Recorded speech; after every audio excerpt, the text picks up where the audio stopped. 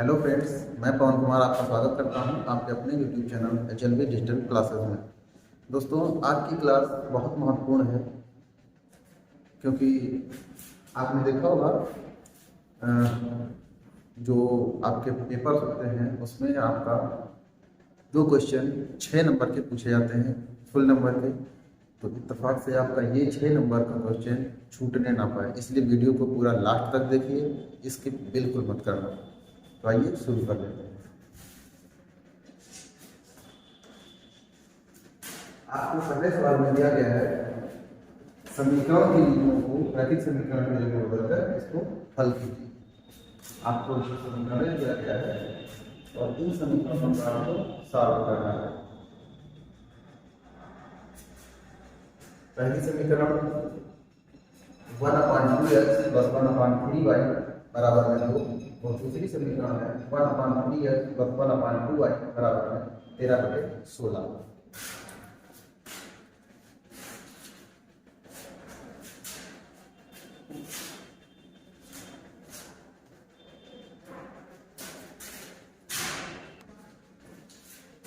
देखिए, आपको पहली समीकरण दिया गया है 1/2x 1/2x आपको पहली समीकरण दिया गया है 1/2x + 1/3y = 2 और दूसरी समीकरण दिया गया है 1/3x + 1/2y बराबर में 13/16। ये समीकरण आपकी 2 है। अब आप यहाँ पे इसको सीधे से विस्तार कर सकते हैं। पहली समीकरण को समीकरण 1 में देखिए, यहाँ पर है 1/2x और यहाँ पर है 1/3x। अगर समीकरण 1 को 1/3 से गुणा कर दिया जाए और समीकरण 2 को 1/2 से गुणा कर दिया जाए तो x का जो गुणांक होगा वो बराबर हो जाएगा। समीकरण 1 को 1/3 तथा समीकरण 2 को 1/2 से गुणा करके घटाने पर समीकरण समीकरण 1 को आप गुणा कर रहे हैं 1/3 से। 1/3 से इसका गुणा करेंगे तो ये हो जाएगा 1/3 × 6x प्लस 1/3 से गुणा कर रहे हैं तो 3 त्रिका 9y बराबर में 2 को 1/3 से गुणा करेंगे तो 2/3। ये आपकी समीकरण 3 हो जाएगी। तथा समीकरण 4 जो बनेगी वो आपको दूसरी समीकरण 1/2 से आप गुणा करेंगे 1/6x प्लस 1/2 से 2 दूनी 4y 1/4y बराबर में 13/16 का गुणा कर रहे हैं 1/2 से। तो ये कितना हो जाएगा 1/6x प्लस 1/4y बराबर में 13/16 गुना 32। ये समीकरण आपकी 4 हो गई। 3 और 4 को आप घटा रहे हैं, आपस में घटा दीजिए। ये नहीं होती है।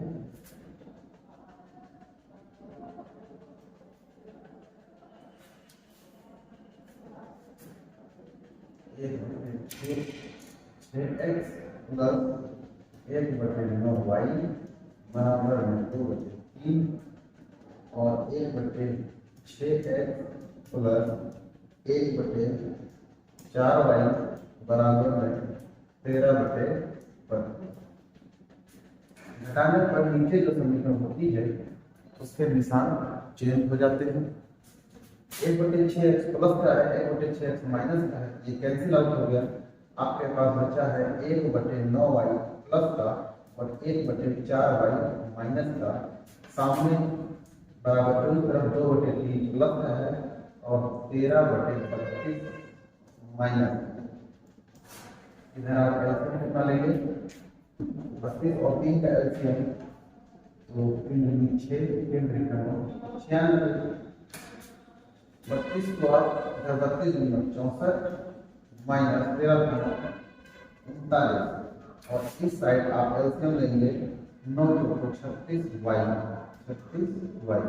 ये हो जाएगा 4y माइनस का 9y 4y से 9y घटाएंगे तो आपके पास बचेगा माइनस का 5y बटे में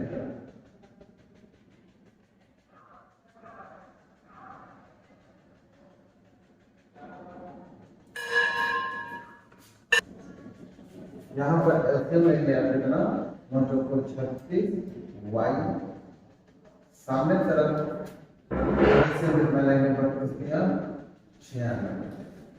32 गुना 64 माइनस 13 गुना 39 इधर 9y से 36y को हम लोग भाग करेंगे तो y से y कैंसिल हो जाएगा 9 को 36 4 बार जाएगा तो 4 का 1 से जुड़ा होगा तो 4 माइनस 4y का जब 36y से 4y से 36y को भाग करेंगे तो आपके पास आता है 4 9 36 9 y से y कैंसिल हो जाएगा तो इसका गुणा हो जाएगा 9 9 4 से 9 गया माइनस में 9 है 4 प्लस माइनस तो आपके पास ऊपर बचेगा माइनस 5 और नीचे बचेगा 36y सामने 64 से 39 64 से भी 40 को घटा दिया जाए तो बचता है 24 और 25 इसका ग्राफ मल्टीप्लाई करा दीजिएगा तो कितना हो जाएगा 36y और इसके गुणे में 25 सामने 96 इसके गुणे में माइनस 5 y बराबर 96 गुणे माइनस 5 बटे में 36 गुणे 25 पाने के बाद 25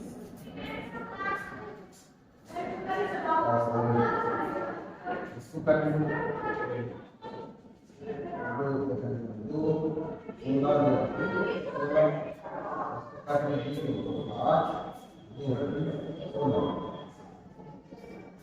फिर से 2 से कट जाएगा 2 9 18 24 3 से 3 9 3 24 ऊपर कितना बचा है आपके पास में y बराबर माइनस का 8 और नीचे है 5 15 माइनस 8 बटे 15 माइनस 8 बटे 15 इस y का मान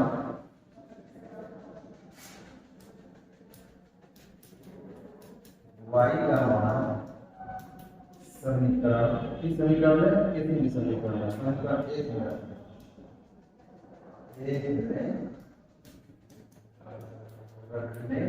समीकरण 1 में रखेंगे 1 बटे 2 प्लस 1 बटे 3 और y की वैल्यू कितना है -8 बटे 15 बराबर है जो 1 बटे 2x प्लस 15 ऊपर पहुंच जाएगा 15 बटे 8 24 माइनस का 24 बराबर है तो ये माइनस पहुंच जाएगा 1 बटे 2x माइनस 3 बटे 15 3 बटे 24 5 बटे 8 बराबर में 2 1 बटे 2x बराबर ये माइनस 5 बटे 8 कर दीजिए तो 2 हमारे से आगे है ये 5 बटे 8 जाएगा तो प्लस 8 इसका एलसीएम तो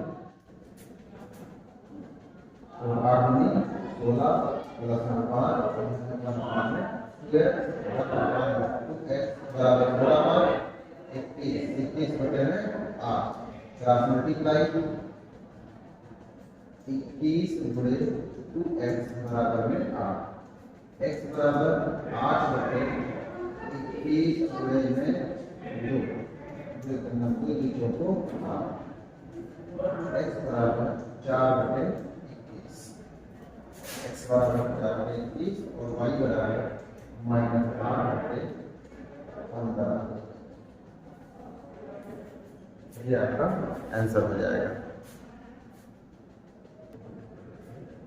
अगला सवाल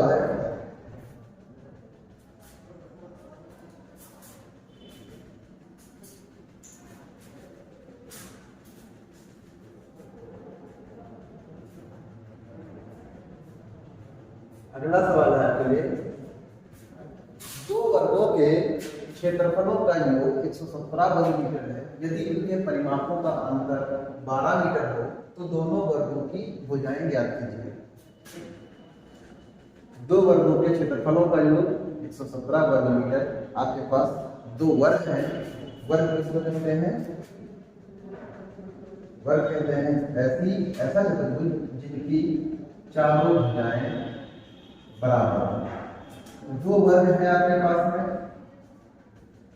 और इन दोनों वर्गों के जो क्षेत्रफल है उनका योग 117 वर्ग मीटर है। यदि उनके परिमापों का अंतर, परिमाप क्या होता है? किसी वर्ग का परिमाप उसकी चारों भुजाओं का योग। सूत्र के हिसाब से 4 गुणे भुजा।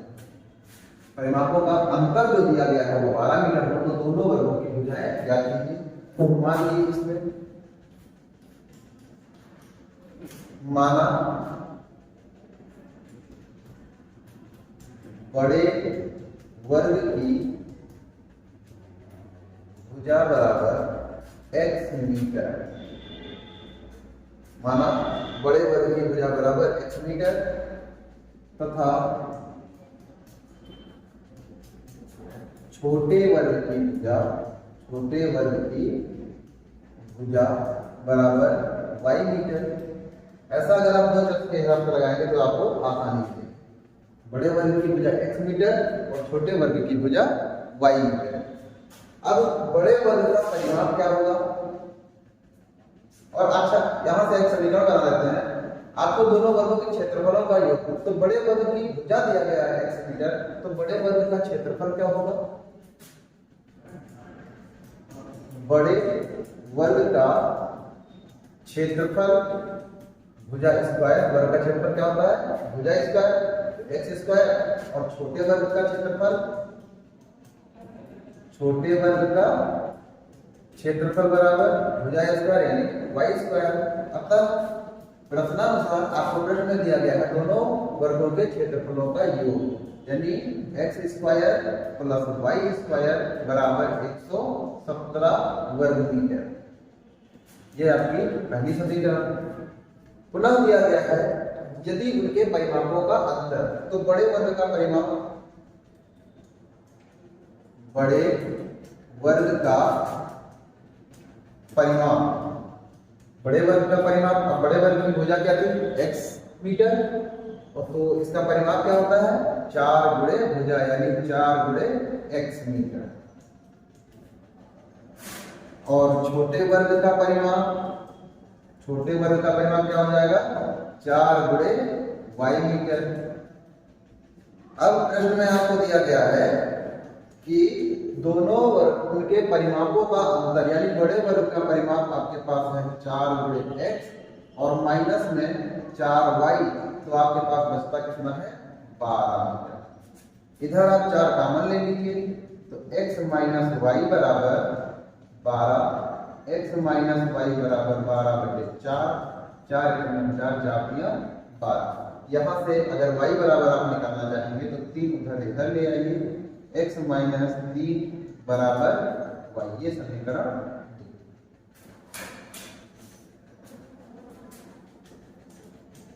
अब क्या काम करेंगे?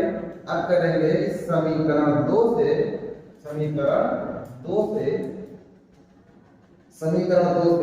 y का मान समीकरण 1 में रख देंगे।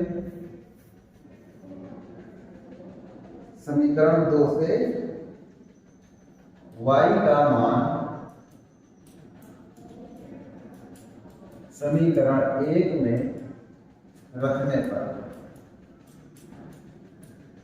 समीकरण 2 से समीकरण 1 से y का मान आप कर दीजिए। तो समीकरण 1 में हमारे पास क्या है? x स्क्वायर प्लस y, और y की जगह पे हम रख सकते हैं x माइनस 3 का स्क्वायर, x माइनस 3 का स्क्वायर बराबर में 117। अब इस समीकरण को आप सॉल्व करेंगे। x square plus a minus 3 का whole square, a square plus b square, b की जगह पे 3 है, 3 का स्क्वायर होता है 9, a square plus b square minus 2a, 2 3 6x बराबर में 117। एक्स स्क्वायर मिल करके 2x स्क्वायर माइनस में 6x प्लस में 9 और माइनस में 117 बराबर में 0।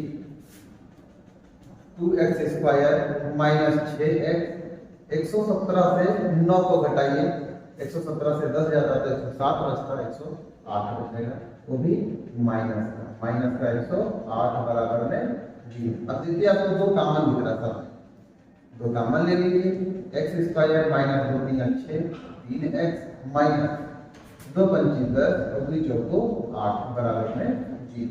दो को पक्षांतर करा दीजिए, x square minus 3x minus 54 बराबर में 0। आपके पास एक द्विघात समीकरण बन के आई है। अब इस द्विघात समीकरण को आप सॉल्व करेंगे कि ये दो संख्याएं आपको लेना है, जिन संख्याओं का आप गुणा करेंगे तो आपके पास 54 हो जाए और उन्हीं दोनों को आपस में, ये माइनस के साथ बता रहा है, उन्हीं दोनों को आपस में आप घटा दीजिए तो 3 बचना चाहिए। ऐसी संख्याएं हमारे पास कौन कौन सी है? 9 54, 9 का 6 से गुणा करेंगे तो 54 हो जाएगा और 9 से जब 6 को घटा देंगे तो 3 बचेगा। X square minus 9x plus में 6x प्लस का, क्योंकि 9x से 6x को घटाएंगे तो आपके पास माइनस का 3x बच जाएगा। 6x का इधर हम लोग माइनस का 6x ले लेते और 9x प्लस का ले लेते तो घटा के ना हमारे पास बचता प्लस का 3x, तो सवाल हमारा गलत हो जाता क्योंकि हमको चाहिए आपको चाहिए कितना? माइनस 3x माइनस में 54 बराबर में 0। x यहाँ पर कॉमन है, x माइनस 9 प्लस 6 कॉमन है, x माइनस 6 9 या 54 बराबर 0। अब दो पदों में x माइनस 9 कॉमन है, दूसरे ब्रैकेट में यहां से बचा x प्लस में बचा 6 बराबर में 0। x प्लस 6 बराबर 0। 0 कैसे? ये इस वाले ब्रैकेट को हमने पक्षांतर कराया तो 0 के नीचे जाएगा ये ब्रैकेट और 0 के नीचे कोई भी संख्या होगी तो रिजल्ट आपका 0 रहेगा। यहां से x बराबर आपके पास आ गया माइनस का 6 जो कि अमान्य हो जाएगा। क्यों अमान्य हो जाएगा? क्योंकि x जो है वो आपने वर्ग का भुजा माना था और भुजा की लंबाई नेगेटिव नहीं होती है, तो x बराबर माइनस 6 अमान्य हो जाएगा। दूसरी तरफ x माइनस 9 बराबर जब 0 रहेगा तो x बराबर कितना हो जाएगा? 9 मीटर। x बराबर कितना हो जाएगा? 9 मीटर। अब बड़े वर्ग की भुजा आपको पता चला 9 मीटर, तो आप समीकरण 2 में x का मान रख दीजिए। समीकरण 2 में x का मान रखने पर, समीकरण 2 में x का मान रखेंगे तो समीकरण 2 हमारे पास कितना है? 9 माइनस 3 बराबर y। 9 से 3 गया तो 6 बराबर y। अतः बड़े वर्ग की भुजा बराबर 9 मीटर तथा छोटे वर्ग की भुजा बराबर 6 मीटर। ये आपका आंसर हो जाएगा। बड़े वर्ग की भुजा कितनी आ गई? 9 मीटर और छोटे वर्ग की भुजा कितनी हो गई? 6 मीटर। ठीक है, चलते हैं अगला सवाल।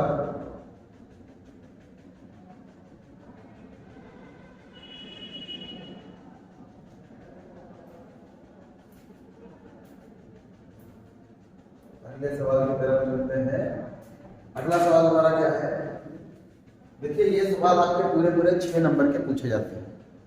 6 नंबर, एक सवाल आपका छूटा तो आपका सीधा 1% नंबर कम होता है और 1% नंबर कम होना अच्छी बात नहीं है। इसलिए मैं उम्मीद करता हूं कि आप कोई भी, वैसे तो कोई भी सवाल आप छोड़ के नहीं आएंगे, लेकिन जो फुल मार्क्स के क्वेश्चन है, अगर आपका इत्तेफाक से समय का आपके पास अभाव है और आपसे कोई सवाल छूट रहा है तो वो 1 नंबर का छूटे तो ज़्यादा बेहतर है। सवाल छूटना बेहतर नहीं है, लेकिन अगर छूट रहा है तो 1 नंबर का एक सवाल छूट जाए, 2 सवाल छूट जाए तो ज़्यादा प्रॉब्लम नहीं है।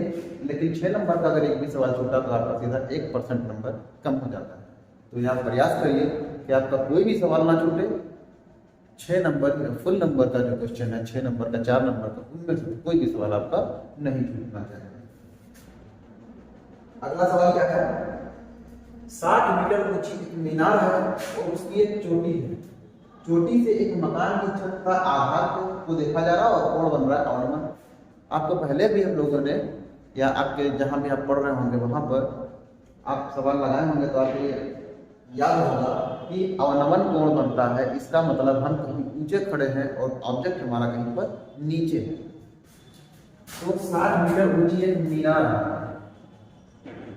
एक मीनार है जिसकी ऊंचाई आपको बताया गया है 60 मीटर। मीनार की चोटी से एक मकान की छत, पहले मीनार की चोटी से किसको देखा गया? एक मकान की छत को देखा गया, और फिर उसी चोटी से मकान के आधार को देखा गया और कोण बना और हमारे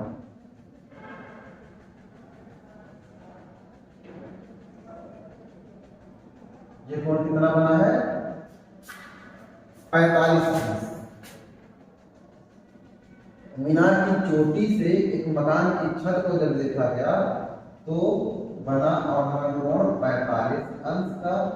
इसके एकांतर कोण के अकॉर्डिंग ये वाला एंगल हो जाएगा 45 अंश, और आधार को देखा गया तो अनुमान कोण कितना बना? ये वाला अनुमान कोण बना है 60 अंश। अकॉर्डिंग टू एकांतर कोण ये वाला एंगल आपका हो जाएगा 60 अंश। तो मकान की ऊंचाई, ये मकान है आपका, मकान है ए बी, मकान की ऊंचाई तथा मीनार से उसकी दूरी यानी BC, ए बी मकान की ऊंचाई आपको बताना है और इस मीनार से इस मकान की दूरी भी आपको बताना है। ए बी सी हो गया, ये डी हो गया, ये ई हो गया। आपको दिया क्या गया है पहले उसको नोट कर लीजिए।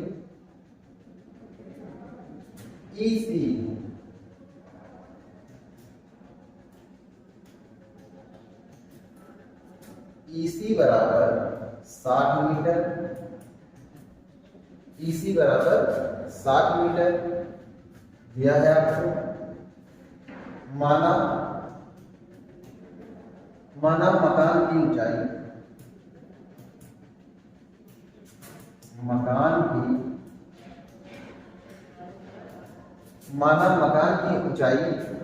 ऊंचाई कितना दिया है? कुछ नहीं दिया है, इसको आप मान रहे हैं। माना मकान की ऊंचाई बराबर h मीटर, मकान की ऊंचाई h मीटर, यानी ए बी आपने माना h मीटर।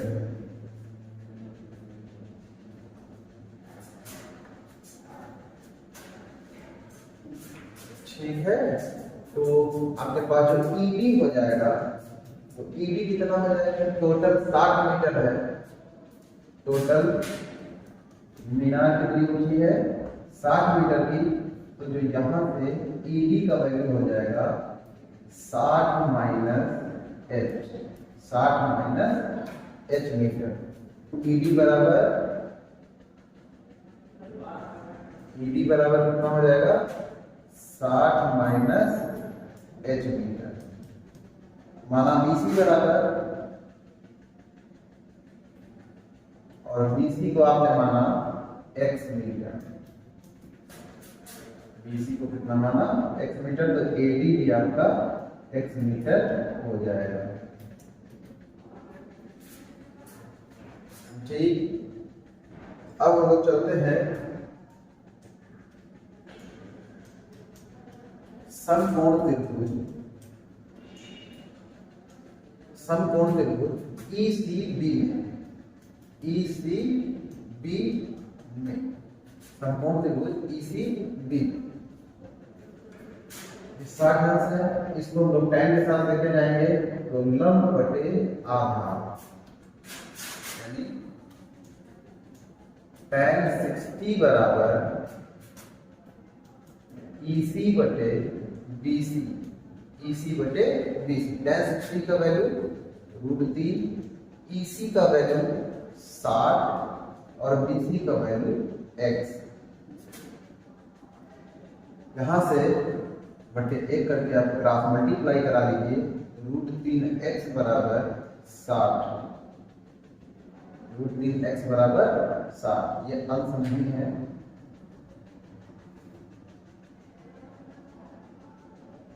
√3x बराबर 60, x बराबर 60 बटे √3। ऊपर नीचे √3 का आप थोड़ा करा दीजिए। 60 √3 बटे √3 का √3 से जुड़ा होगा तो 3, 3 एकम 3, 3 दूनी 6। x बराबर कितना हो जाएगा 20 √3 मीटर, 20 √3 मीटर। पुनः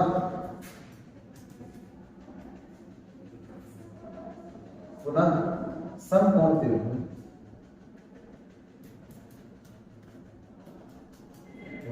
समकोण त्रिभुज EDA में, पुनः समकोण त्रिभुज EDA में tan 45 अंश बराबर EB बटे AD। tan 45 अंश का मान होता है 1, EB का वैल्यू है 60 - h बराबर AD का वैल्यू x बटे 1 करके इसको भी क्रॉस मल्टीप्लाई करा दीजिए। तो x बराबर हो जाएगा 60 - h। x का मान रख दीजिए। x का मान रखने पर x का मान कितना है 20 √3 बराबर में 60 - h। h को आप पक्षांतर करा लीजिए, तो उधर h माइनस में है, इधर आएगा तो प्लस में। h बराबर 60, ये 20 √3 आप उधर भेज दीजिए, 20 √3। h बराबर कितना हो जाएगा, इन दोनों में 20 कॉमन है, 20 में 60, 3 माइनस में √3 मीटर। h बराबर इस तरह से कितना हो गया 20 - 20 3 √3 मीटर। ये आपका आंसर हो गया। अतः मकान की ऊंचाई